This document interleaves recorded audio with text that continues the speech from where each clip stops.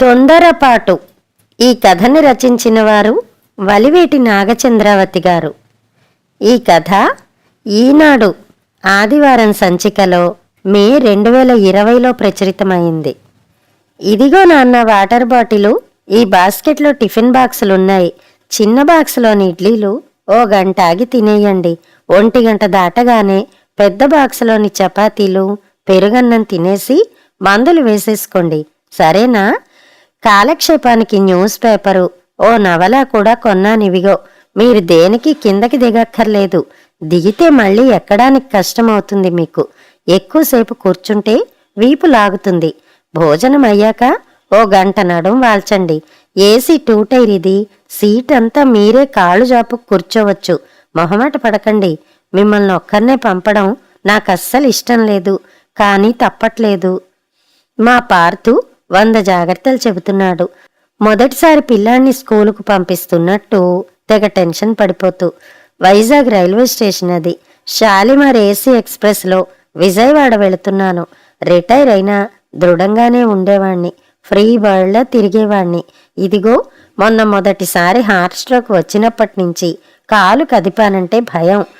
నాకు కాదు, ఇంట్లో వాళ్ళకి. సరే సరే, అలాగే అలాగే అని చెప్పి చెంపల్లాగుతున్నాయి. మొత్తానికి రైలు కదిలింది. జాగ్రత్త, వెళ్ళగానే ఫోను.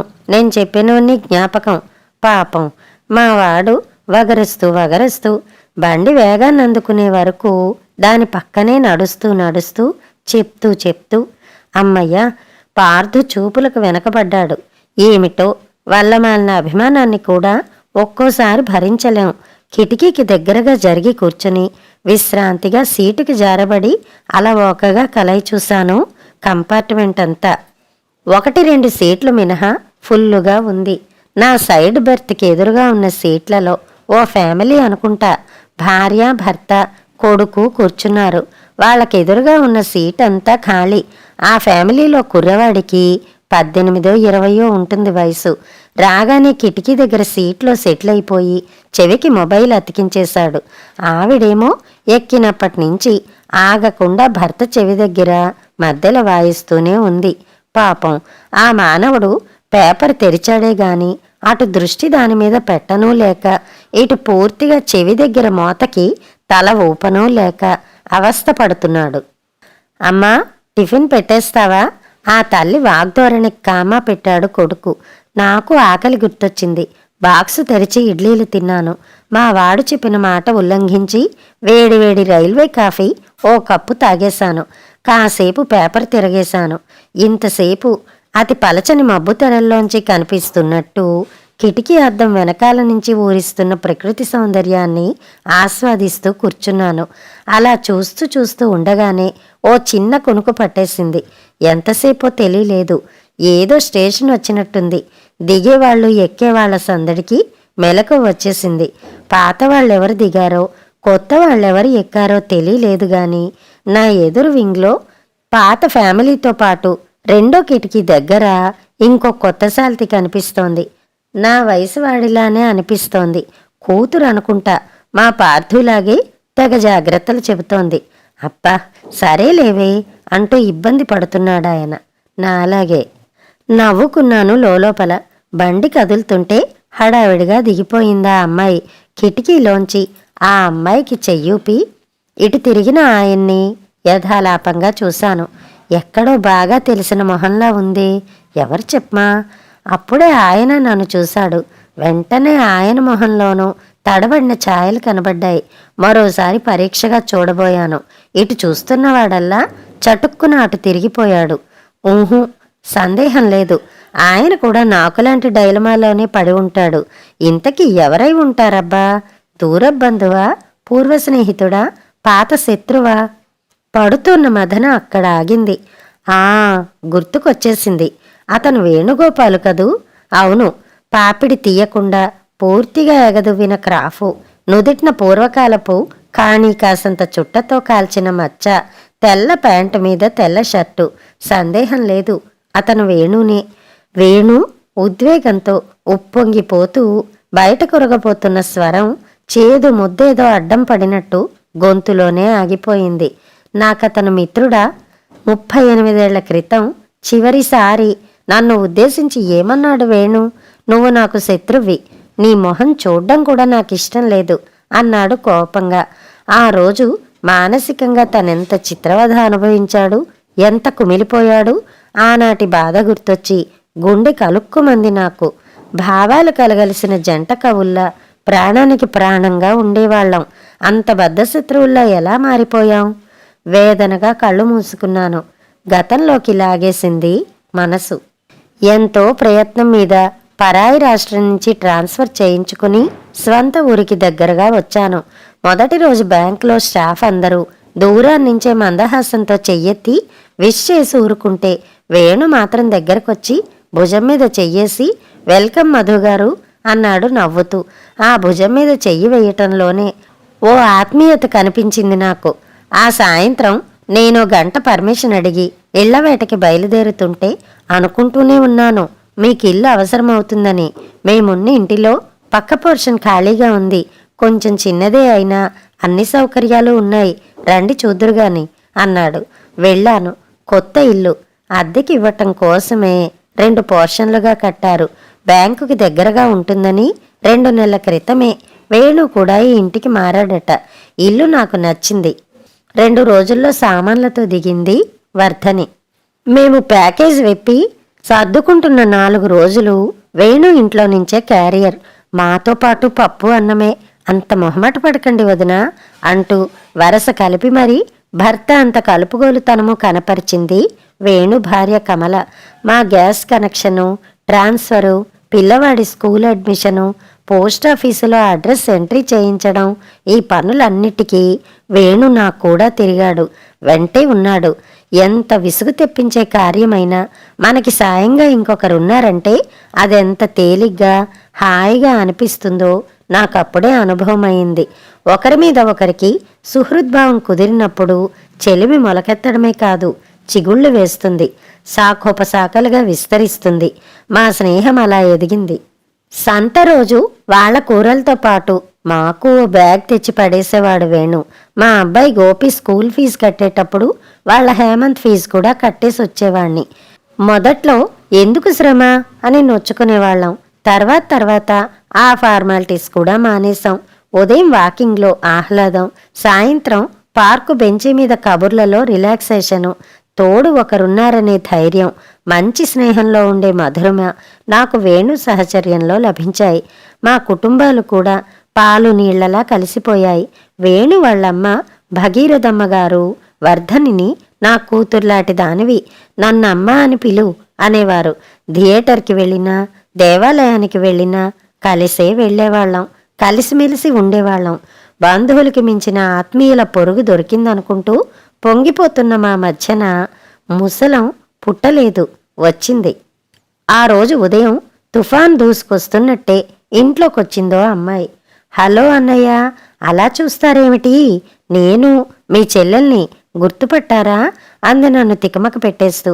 ఆ వెంటనే సర్లేండి, ఆలోచిస్తూ ఉండండి, నేను ఈ లోపల వదిన్ని టిఫిన్ ఏంటో అడిగి వస్తా అంటూనే వంటింటి వైపు ఎగిరెళ్ళిపోయింది.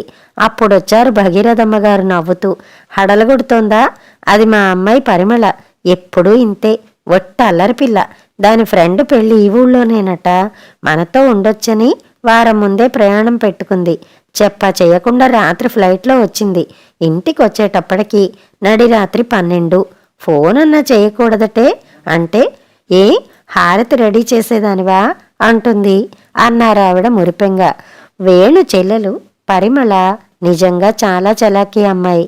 నిమిషానికోసారి మా వాటాలోకొచ్చేసి పదే నన్ను అన్నయ్య అని నోరారా పిలుస్తూ నాకు చెల్లెళ్ళు లేని లోటు తీర్చేసింది.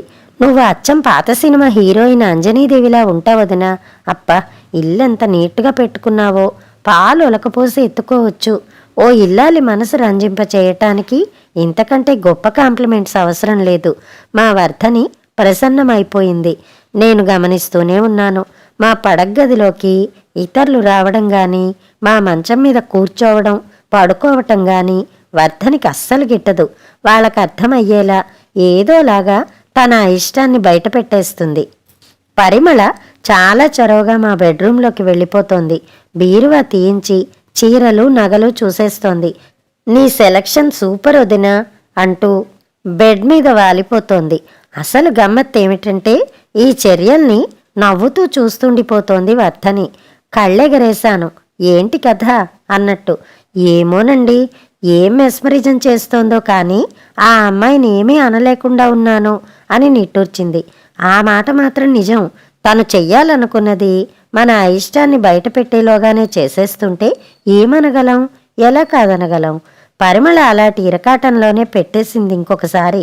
ఎలా ఉన్నానొదినా? మెరూన్ కలర్ పట్టుచీర, తల నిండా పూలు, చక్కగా ముస్తాబై వచ్చింది పరిమళ. రాత్రి 10 గంటలకట స్నేహితురాలి పెళ్లి ముహూర్తం. తెల్లవారుజామున తిరుగు ప్రయాణం అయిపోతోంది. బ్యాంకు నుంచొచ్చి పడక కుర్చీలో రిలాక్స్ అవుతున్నాను. టీ అందిస్తోంది వర్ధని. నువ్వే పెళ్లి కూతుర్లా ఉన్నావు, ముచ్చటగా చూస్తూ నవ్వింది. హారం బావుందా? చాలా బావుంది.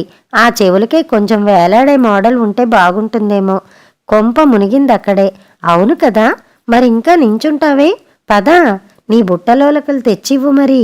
వర్ధన్ని బలవంతాన బెడ్రూంలోకి తోసుకు వెళ్ళి 10 నిమిషాల్లో చెవులకు పెట్టుకున్న బుట్టలు ఊగేలా తల ఊపుకుంటూ బయటికి వచ్చి, బాయ్ అన్నయ్య, తెల్లవారుజామున లేపుతాను, సెండాఫ్ ఇవ్వాలి సుమా అంటూ గాలి దుమారంలా వెళ్ళిపోయింది పరిమళ. నిశ్చేష్టత నుంచి తేరుకుని చూశాను వర్ధని వివర్ణమైన ముఖాన్ని. చాలా బాధేసింది. వాళ్ళ అమ్మమ్మవట ఆ బుట్టలు. అవంటే వర్ధనికి చిన్నప్పటి నుంచి చాలా మోజట. అది తెలిసి ఆ బుట్టల్ని చాలా ఖరీదైనవి, జాగ్రత్త సుమా అని చెప్పి మరీ వర్ధని పెళ్లి కానుగ్గా ఇచ్చిందావిడ. వర్ధనికి అవంటే ప్రాణం. వాటిని ఎవరినీ తాకనివ్వదు, పెట్టుకోనివ్వదు. అలాంటిది ఒకరోజు ఓపిక పట్టు, ఓదార్పుగా చూశాను నేను. తెల్లవారుజామున వేణు పరిమళ తలుపు తట్టారు. ప్రసన్నంగానే చెప్పింది వర్ధని నాతో పాటు. కానీ ఆ కళ్ళు ఇంకెందుకోసమో ఎదురు చూస్తున్నట్టు తారాట్లాడినాయి. పూర్తిగా తెల్లారింది. పొద్దెక్కుతోంది. వర్ధని సహనం అడుగంటుతున్న సూచనగా వంటింట్లో పాత్రలు వాయిద్యాలవుతున్నాయి. ఆ హద్దు కూడా దాటిందనుకుంటా. హాల్లోకి విసురుగా వచ్చి వాళ్ళకు కాస్తన్నా ఇంగితముండక్కర్లా తీసుకెళ్ళినగా వర్ధని వాక్యం పూర్తి చెయ్యలేదు. వచ్చేశారు భగీరథమ్మగారు. నేను చెబుతూనే ఉన్నానమ్మాయి, ఎరువు సొమ్ము బరువు చేటు అని. మొండి పిల్ల విన్నదా? అందరూ తనలాంటి వెర్రుబాగుల వాళ్లే అనుకుంటుంది. నువ్వన్న మాట నిజం. ఇంగిత జ్ఞానమున్న పిల్లయితే నిన్ను బుట్టలు అడిగేదే కాదు, జాగ్రత్త లేకుండా ఉండేదే కాదు. ఏమనుకోకమ్మాయి, రాత్రి పెళ్లిలో నీ బుట్ట ఒకటి పోగొట్టుకున్నదట. మరేం పర్లేదు, నువ్వేం బెంగ పెట్టుకోకు. మహేశ్వరి ఫ్యాన్సీ షాప్లో అంతకన్నా కొత్త మోడల్స్ చూశానంది కమల. నీకిష్టం వచ్చినవి తెచ్చుకో, 200 ఎక్కువైనా పర్వాలేదు అందావిడ నిష్ఠూరానికి కోపం కలగలిపి. ఉలిక్కి పడ్డాం ఇద్దరం. అవి ఫ్యాన్సీవి కావండి, ప్యూర్ గోల్డ్వి. ఆ కెంపులు పచ్చలు కూడా జాతివి. కివ్వును కేక పెట్టినట్టే అంది వర్ధని ఆవేశం అణుచుకోలేక. ఈసారి ఉలిక్కి పడ్డాం భగీరథమ్మగారి వంతు. మా నడుమ అగాధం ఏర్పడ్డానికి అదే మొదలు. మా ఇద్దరి వంటిళ్ల మధ్యన ఒక పలుచటి గోడే అడ్డంగా ఉంటుంది. ఆ గోడకి చెవి ఆంచి వింటోంది వర్ధని. ఎప్పుడూ లేంది ఈ అలవాటేమిటి? చిరాగ్గా అన్నాను. వాళ్ళని బట్టే నా అలవాటు మారింది. ఆ పెద్దావిడ ఏమంటోందో విన్నారా? నాకు బుద్ధి లేదట. అంత ఖరీదైనవి పెట్టుకోమని ఇవ్వడం నాదే తప్పట. అత్తకు తగ్గ కోడలు. ఆవిడేమంటోందో తెలుసా? అవి పిచ్చివి కాదంటే నమ్మబుద్ధి కావడం లేదట. మనం వినాలనే అంటున్నట్టు అనిపించింది నాకు. నిర్ఘాంతపోయాను. ఆ సాయంత్రం అలా బజారు దాకా వెళ్ళొద్దాం పదా అని వేణుని జ్యువెలరీ షాప్కి తీసుకెళ్లాను. అక్కడి షరాబుకి మిగిలిన్న ఆ జుంకాని చూపించాను. నా ఉద్దేశం అవి బంగారపువే అని నిరూపిద్దామని మాత్రమే. కానీ అంతలోనే వేణు, దాని జత చేయాలంటే ఎంతవుతుందో చెప్పండి అన్నాడు. షాపుకు వచ్చింది అందుకోసం కాదని ఎంత చెప్పినా నమ్మడే. పర్వాలేదులే, సొమ్ము విషయంలో ఆ మాత్రం జాగ్రత్త పడ్డంలో తప్పులేదు అంటాడు. తల తాకట్టు పెట్టైనా వీలైనంత తొందరగా అది చేయించి ఇచ్చేస్తాను, నన్ను నమ్ము అనేసి నన్ను షాపు దగ్గరే వదిలేసి వెళ్ళిపోయాడు వేణు. ఆ తర్వాత అతను నేను పలకరించిన ముక్తసరిగా తప్ప మనసు విప్పి మాట్లాడిందే లేదు. నిన్నటిదాకా ఇద్దరికీ బైకులున్నా ఒకరి బైకు మీదే బ్యాంకుకు వెళ్లేవాళ్ళం. ఇప్పుడు నాకంటే ముందే విడిగా వెళ్ళిపోతున్నాడు. పనిలో విరామం దొరికితే చాలు నా టేబుల్ దగ్గరికి వచ్చేసే వేణు నేనెవరినో తెలియనట్టు నా పక్క నుంచే వెళ్ళిపోతున్నాడు. కృష్ణార్జునుల మధ్య చిచ్చురేపిన గైడ్ ఎవరబ్బా అనే గుసగుసలు వింటుంటే ప్రాణప్రదమైనదేదో పోగొట్టుకుంటున్నట్టు దిగులుగా ఉంటోంది. కొంతమందిని అప్పు అడిగినట్టు, లోన్కి అప్లై చేసినట్టు తెలిసి ప్రాణం గిలగిల్లాడింది. నువ్వే ఆ నగ చేయించక్కర్లేదు, నాతో మునుపట్లా ఉండు అని ప్రాధేయపడాలనిపిస్తోంది. కానీ ఊరుకోండి, రూపాయా రెండా, లక్షల ఖరీదు, మళ్ళీ మనం చేయించుకోగలమా? ఏం పర్వాలేదు, ఇవ్వనివ్వండి నిక్కచ్చిగా చెప్పి ఆపేసింది వర్ధని. అది తన సొమ్ము, మాట్లాడలేకపోతున్నాను. రాను రాను పక్కపక్క వాటాలే అయినా మనసుల మధ్యన మందపాటి తెర. మా వాడు హేమంత్ కలిసి ఆడుకుంటుంటే కమల కొడుకుని రమ్మని పిలిచేస్తోందట. వేణుకి జ్వరం వస్తోందని పని మనిషి అంటుంటే విని ఆగలేక చూద్దామని వెళ్ళాను. భగీరథమ్మగారు గుమ్మంలోనే ఎదురయింది. నిద్రపోతున్నాడు నాయనా అంది గడపలా అడ్డంగా నించుని ఇక వెళ్ళమన్నట్టు. హతాశున్నయ్యాను. ఏదైనా అవసరం వస్తే పిలవండమ్మా అన్నాను. వద్దులే నాయనా, ఇప్పటికే రుణగ్రస్తులమయ్యాం అంది మొహం ముడుచుకుని. ఈ కావేశాలకి తోడు పని మనిషో ఇంకో పొరిగింటామో మరో 2 సమిధలు వేస్తున్నట్టున్నారు. మన మూలంగా అవస్థలు పడిపోతున్నారట. సొమ్మిచ్చి చెడైపోయాం సణుగుతోంది వర్ధని. ఏమైనా అనుకొని నగ ఇస్తే చాలు అని దేవుడికి మొక్కుకుంటోంది. వారం తిరిగింది. 7 యుగాలు గడిచాయి. శనివారం నాకు ఆఫ్. ఇంట్లోనే ఉన్నాను. భగీరథమ్మగారు చరచరా ఇంట్లోకి వచ్చారు. ఇదిగో వర్ధని, నీ లోలాకు పట్టుచీర పమిటి చెంగు జరీలో చిక్కుకుందట. హడావిడి పిల్ల, చూసుకోలేదు. వాళ్ళ మరిది వస్తుంటే పంపించింది పరిమళ అన్నారు ఆనందంగా. ఆవిడ చేతిలో బుట్ట చూసి వర్ధని మొహం విప్పారింది. అక్కడితో కలతలు తీరి పూర్వంలా దగ్గరవుతామని ఎంతో ఆశపడ్డాను, ఎదురు చూశాను. కానీ మరో వారం తర్వాత అగ్గిమీద గుగ్గిలంలా పొగలు కక్కుతూ వచ్చాడు వేణు. నువ్వు నాకు స్నేహితుడు కాదు, శత్రువి. నలుగురిలో మమ్మల్ని తలెత్తుకోనీకుండా చేశావు. మిత్రద్రోహివి నువ్వు. పిడుగులు వర్షం కురిపించాడు. ఊహించని శరాఘాతం. వేణులో ఎప్పుడూ చూడని భీకరాకారం. కారణం చెప్పకుండా ఏమిటి దూకుడని కొద్దిగా కోపం కూడా వస్తోంది. ఆయన అలా మర్యాద లేకుండా మాట్లాడుతుంటే కిమ్మనరేమండి అంటోంది వర్ధని.